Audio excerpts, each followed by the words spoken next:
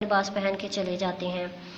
तो दावत पे जाते हैं ना, उनकी तरफ कोई तवज्जो नहीं देता, उन्हें कोई देखता ही नहीं। ये बात उन्हें बहुत ज़्यादा बुरी गुजरती है, वो बहुत ज़्यादा बुरा इस चीज़ को फील करते हैं कि ये क्या भाई, मैं आया हूँ और मुझे किसी ने बुलाया भी नहीं है। वो घर जाते हैं, घर जाके ना बहुत अच्छा सा लिबास पहन के आते हैं, और जब वापस आते हैं तो जब दावत में वापस आते हैं तो लोग उनका बहुत ज़्यादा अच्छे तरीके से इस्तकबाल करते हैं और उन्हें जो है वो बहुत अच्छा खाना भी देते हैं। तो फिर मुल्ला नसरुद्दीन ना अपने लिबास को कहते हैं कि तुम खाना खाओ। लोग कहते हैं भाई ये क्या, आप तो लिबास को कह रहे हैं। वो कहते हैं कि मुझे लिबास की वजह से ही खाना दिया गया है, तो लिबास को हक है कि वही खाना खाए। अब देखें कि उन्होंने जो है वो आम सादा सा लिबास पहना हुआ था, तो लोगों ने उनकी तरफ तवज्जो ही नहीं दी, और जब उन्होंने उम्दा लिबास पहना तो जी लोग खाना दे रहे हैं और उनका हाल चाल पूछ रहे हैं।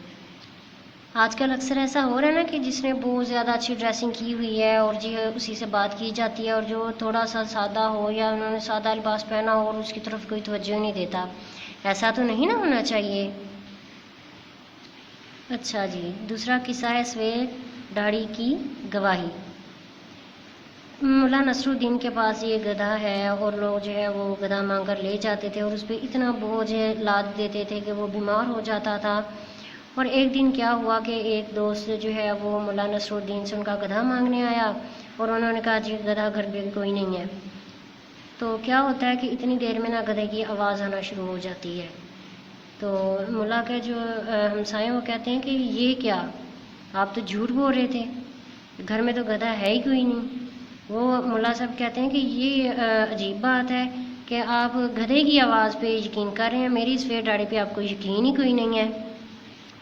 कलेजी पकाने की तरकीब।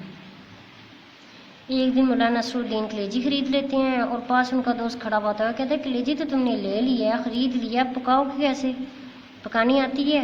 मुल्ला साहब कहते हैं नहीं, मुझे तो नहीं पकानी आती।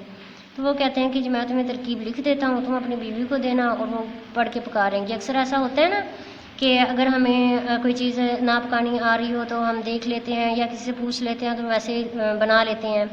ऐसे ही इन्होंने किया कि मुल्ला के दोस्त ने ना तरकीब लिख कर दे दी और कहा कि जी ये इसको देखकर तो आपकी बीवी जो है ना आपको पका देगी। तो क्या होता है कि रास्ते में ना एक चील आती है और जी कलेजी लेके चली जाती है, उड़ जाती है। तो मुल्ला जो है ना वो बहुत ज़्यादा हंसते हैं, वो कहते हैं तुम कलेजी कैसे पकाओगी, तरकीब तो मेरे पास है। अच्छा बच्चों, आपने ये करना है कि जो ये चैप्टर है ना किस्से और दास्ताने, आपने ना बहुत ध्यान से पढ़ना है, ठीक है। जब आप पढ़ लेंगे ना उसके बाद ये सवालात दिए गए हैं, आपने ना इन सवालों के जवाब देने हैं और ये काम आपने अपनी नोटबुक पर करना है। राइटिंग आपने अच्छी रखनी है, देख लें, शाबाश।